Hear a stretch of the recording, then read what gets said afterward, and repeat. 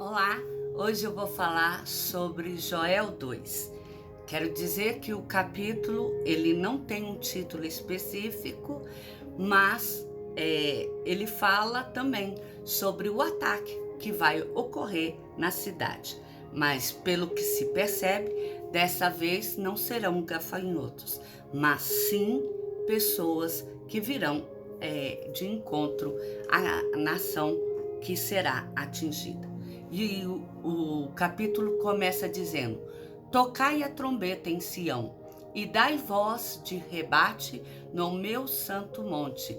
Perturbem-se todos os moradores da terra, porque o dia do Senhor vem, já está próximo, dia de escuridade e densas trevas, dia de nuvens e negridão. Como a alva por sobre os montes, assim se difunde um povo grande e poderoso, qual desde o tempo antigo nunca houve, nem depois dele haverá, pelos anos adiante, de geração em geração. À frente dele vai fogo devorador, atrás chama que abrasa.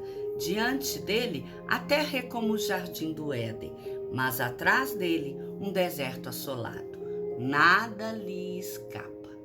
Aqui o capítulo 2 inicia com o profeta Joel chamando os vigias de Sião a tocarem a trombeta no santo monte do Senhor, alertando e anunciando a todas as pessoas que estão sobre a nação de Israel, principalmente na cidade de Judá, o iminente julgamento de Deus que está a sobrevir. E este sobrevém como um grande exército invasor, trazendo grande destruição ao povo e devastação sobre a terra. Quanto à expressão dia do Senhor, essa é utilizada para ressaltar que a ação do Senhor tem como intenção julgar os atos pecaminosos, rebeldes e perversos que o povo da cidade estava cometendo entre eles e entre as demais cidades. Possivelmente, aqui está falando da invasão militar que seria cometida pela Babilônia. Invasão que chegaria trazendo a aflição e os problemas decorrentes dela. Dias em que o povo sentiria temor na presença de Deus, que veio julgar fortemente a cidade de Judá. Um período de dor, de tristeza, que até então nunca tinha ocorrido algo igual por aquela região. Nem haverá novamente por muitas gerações. Quer dizer, isso não vai deixar de acontecer novamente, mas muitas gerações passarão até que eles experimentem novamente uma fustigação como a que virá, em que o povo, a cidade, as plantações, o gado e a terra seriam consumidos por um fogo devastador. Aqui fica claro que o que vem não é mais os gafanhotos, mas sim um exército de pessoas.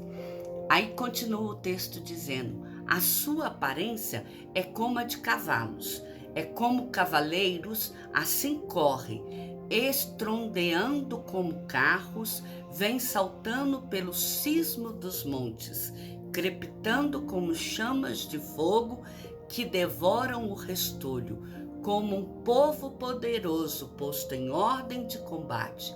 Diante dele tremem os povos, todos os rostos empalidecem, correm como valentes, como homens de guerra, sobem muro e cada um vai no seu caminho e não se desvia da sua fileira, não empurram uns aos outros, cada um segue o seu rumo, arremetem contra lanças e não se detêm no seu caminho, assaltam a cidade, correm pelos muros, sobem as casas, pelas janelas entram como ladrão. Diante deles treme a terra, e os céus se abalam, o sol e a lua se escurecem e as estrelas retiram o seu esplendor.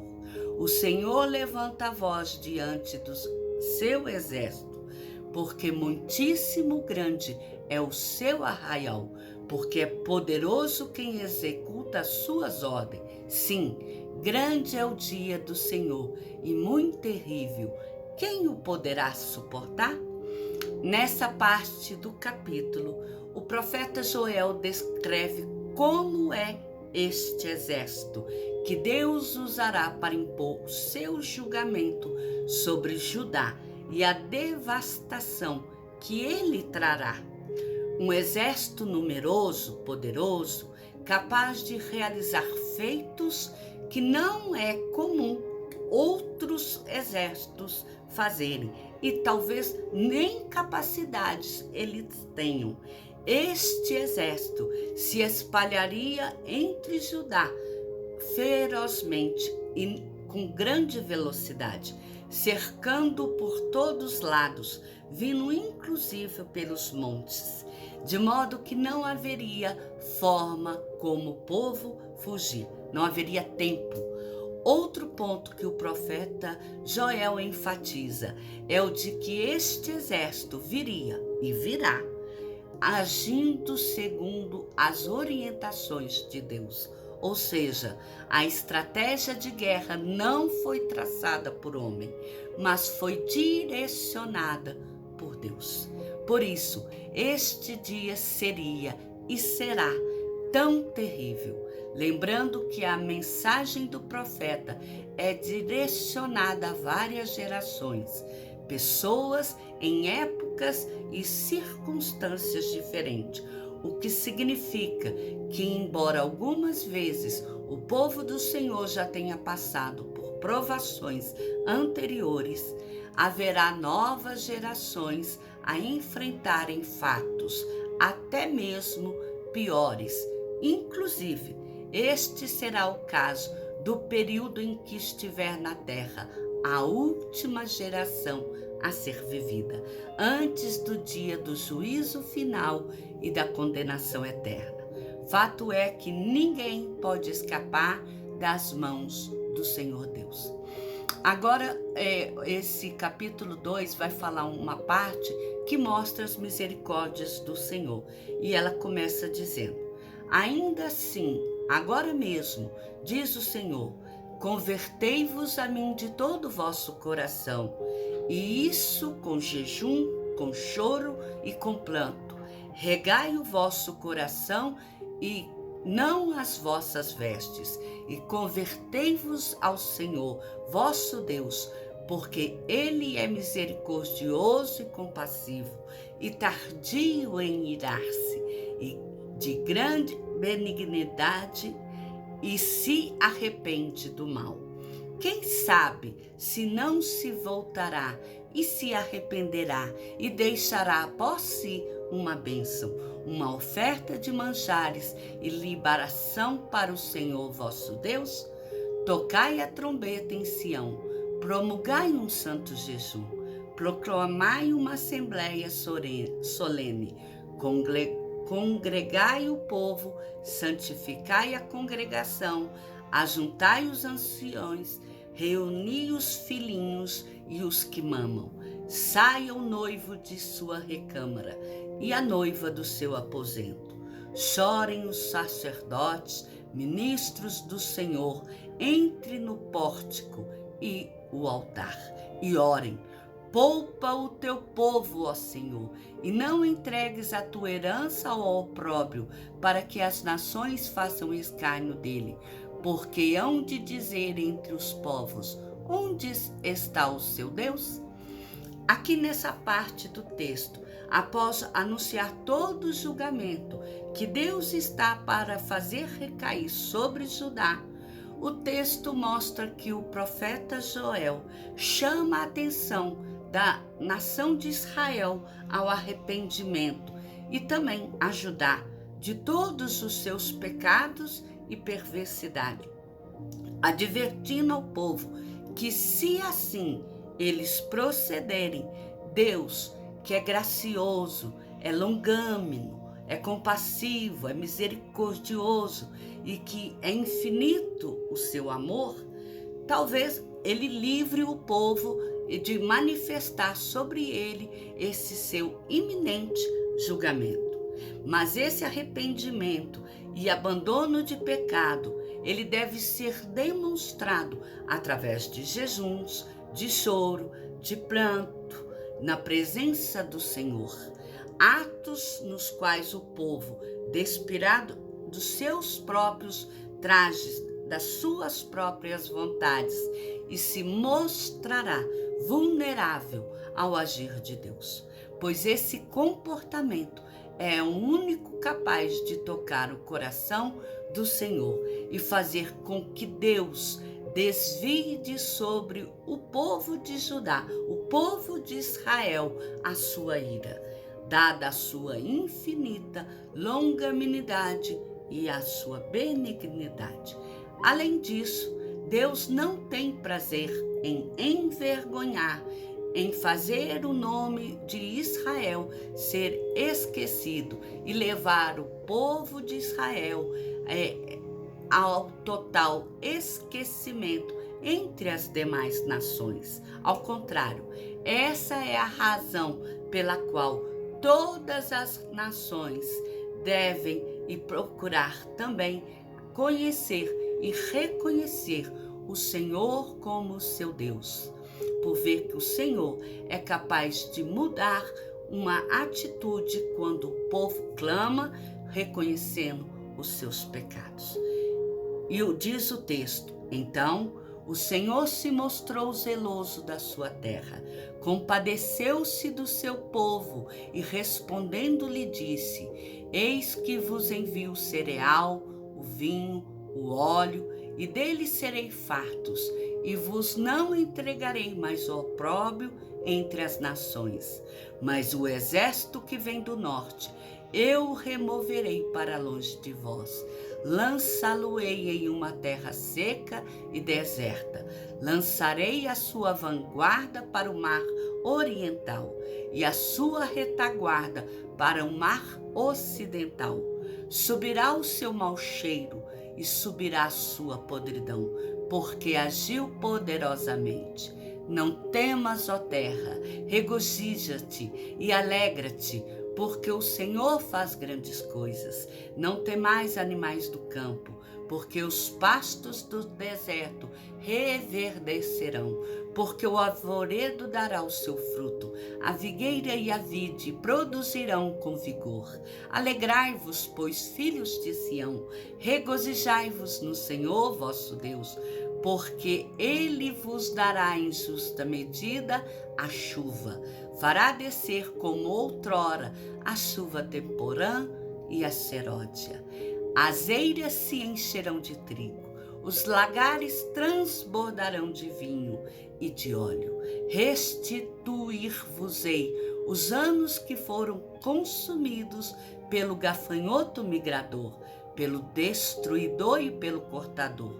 O meu grande exército que enviei contra vós outros, comereis abundantemente e vos fartareis, e louvarei o nome do Senhor vosso Deus, que se ouve maravilhosamente convosco, e o meu povo jamais será envergonhado. Sabereis que estou no meio de Israel, e que eu sou o Senhor vosso Deus, e não há outro, e o meu povo jamais será envergonhado.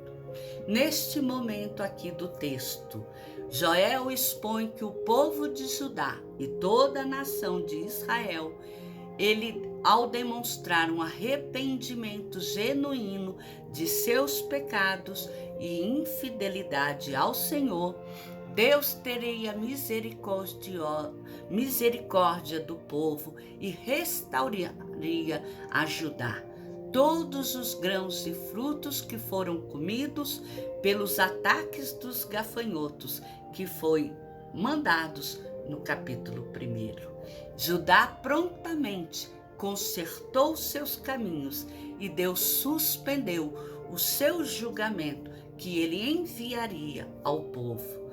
antes de suspender esse julgamento, Deus supriu Judá, Israel, com cereal, com vinho, com óleo, livrou ele da vergonha pública perante as demais nações de ter passado por aquilo que ele passou. Quanto ao exército forte e valoroso que vinha em sua direção, Deus mudou-lhe o trajeto, levando-o para longe. E por ser o Senhor um Deus zeloso e piedoso com o seu povo, contudo, dada as descrições nos parágrafos anteriores, vale ressaltar que o arrependimento do povo de Judá só ocorreu após a invasão da cidade, visto que o texto bíblico diz: restituir-vos-ei os anos que foram consumidos pelo gafanhoto migrador, pelo destruidor e pelo cortador, o meu grande exército que enviei contra vós outro. Quer dizer que o gafanhoto, esse exército, ele chegou em Judá e ele agiu contra aquela terra. O Deus vai restituir essa parte que foi consumida por este exército, um exército de animais, de insetos, os gafanhotos. Mas isso mostra que a terra, ela não foi poupada dos demais eventos que poderão vir. Ela apenas foi restaurada. Aí, esse capítulo faz uma promessa do derramamento do Espírito, quando o texto diz: e acontecerá depois que derramarei o meu Espírito sobre toda a carne, vossos filhos e vossas filhas profetizarão, vossos velhos sonharão e vossos jovens terão visões. Até sobre os servos e sobre as servas derramarei o meu Espírito naqueles dias. Mostrarei prodígios no céu e na terra, sangue, fogo, coluna de fumaça. O sol se converterá em trevas e a lua em sangue, antes que venha o grande e terrível dia do Senhor. E acontecerá que todo aquele que invocar o nome do Senhor será salvo, porque no monte Sião e em Jerusalém estarão os que forem salvos, como o Senhor prometeu, e entre os sobreviventes, aquele que o Senhor chamar. Essa parte do texto mostra, no capítulo 2, que o profeta Joel, entregando uma mensagem de que o Senhor, ele promete derramar o Espírito Santo sobre o povo de Judá, de forma que os seus filhos e filhas profetizem, os velhos sonhem, os jovens tenham visões, os servos e as servas também sejam cheios do Espírito. Não haverá diferença entre livre e servo, entre jovem e velho, criança e adulto. Ou seja, o povo de Judá teria intimidade com Deus, o povo como um todo. E além disso, tanto Judá como Israel de Deus, no fim dos tempos, eles presenciariam sinais e maravilhas ocorrendo tanto na natureza quanto no meio do próprio povo. E isso aconteceria porque a fidelidade de Deus, a aliança que foi firmada com os patriarcas da nação, Abraão, Isaque e Jacó, ela é inquebrável. Além disso, Deus daria oportunidade para que outras pessoas pudessem fazer parte desse povo especial aos seus olhos, aqueles que ele chamou para si, que tiveram encontro com ele pela graça e por meio da fé. E este evento se dará futuramente no texto, que é na parte do Novo Testamento, quando vier o Senhor Jesus e morrer pelos pecados das pessoas e der direito que os gentios façam parte desse povo tão querido e escolhido por Deus, que é Israel. esses são os é a parte do povo que será chamado para si. Independente de sermos israelitas ou sermos chamados para si, o importante é que nós tenhamos comunhão com Deus, que a nossa vida esteja em dia com o Senhor, na presença de Deus Pai, no altar, uma vida reta, diante daquilo que o Senhor estabeleceu, para que possamos gozar da alegria de estar com o Senhor quando Ele vier e recolher para si. Que não venhamos a ficar aqui para enfrentar o dia do julgamento, dia que será terrível e muito triste de ser vivido. Que o Senhor te abençoe e te guarde. Não se esqueça, faça sua inscrição no meu canal, Miriam Araújo. Deus cuida de mim. Amém?